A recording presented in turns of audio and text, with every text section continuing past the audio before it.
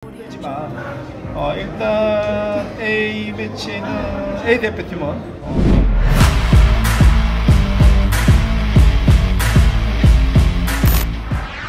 Meski badai cedera, Timnas Indonesia makin ganas di FIFA Matchday. Menyambut laga FIFA Matchday melawan Turkmenistan, Timnas Indonesia telah memulai program pemusatan latihan atau TC di Surabaya.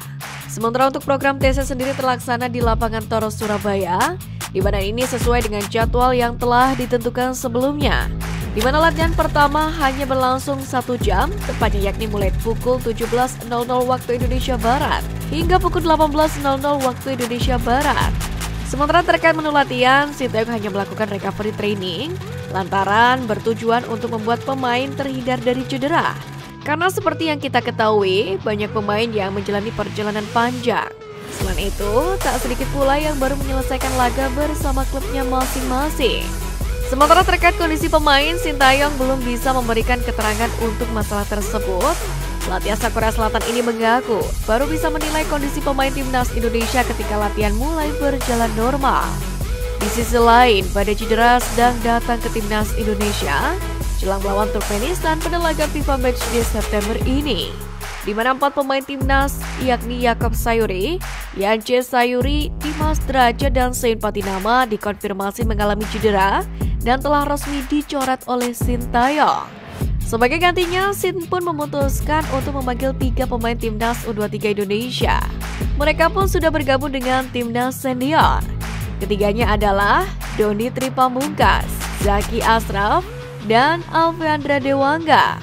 Sebelumnya, ketiga pemain ini merupakan pilar timnas U23 Indonesia yang dipersiapkan untuk tampil di kualifikasi Piala Asia U23 2024. Meski ketiga pemain U23 ini diikutkan ke timnas senior, mereka tetap akan kembali ke Solo setelah tugas di FIFA Matchday melawan Turkmenistan yang digelar pada 8 September sudah selesai. Negara yang peringkatnya berpotensi digeser timnas Indonesia. Pertama, Hong Kong. Timnas Hong Kong saat ini bertengger 1 strip di atas timnas Indonesia, yakni di posisi 149 dunia. Jika negara ini mengalami kekalahan di FIFA Matchday September, maka posisinya berpeluang digeser timnas Indonesia. Namun, peluang timnas Indonesia untuk menggeser wakil Asia Timur ini agak kecil. Pasalnya di FIFA Matchday September, Hong Kong akan melakoni 2 pertandingan dan hanya melawan Kamboja dan Brunei Darussalam yang notabene tim lemah. Kedua, Liberia. Timnas Liberia saat ini menempati peringkat 148 di ranking FIFA dengan perolehan 1049,94 poin. Sama seperti tim lainnya, mereka bisa dikurangi poinnya jika mengalami kekalahan di laga resminya pada September ini. Sebagai informasi, Liberia sendiri dijadwalkan akan menghadapi tim peringkat 4 Piala Dunia 2022, Maroko. Kemudian dilanjutkan kualifikasi Piala Afrika 2023 pada Senin 4 September. Liberia berpotensi kalah dari Maroko, sehingga posisinya bisa digeser timnas Indonesia. Ketiga, Botswana. Negara terakhir yang berpotensi digeser posisinya oleh timnas Indonesia adalah timnas Botswana. Negara asal Afrika Selatan ini saat ini menempati posisi 147 dunia dengan perolehan 1054,31 poin. Botswana sendiri dijadwalkan akan bersua dengan jagoan Afrika Tunisia di lanjutan kualifikasi Piala Afrika 2023 pada Senin 4 September. Di atas kertas, Botswana berpotensi kalah dari Tunisia. Jadi jika kalah, maka poin mereka bakal dikurangi sehingga bakal digeser oleh timnas Indonesia.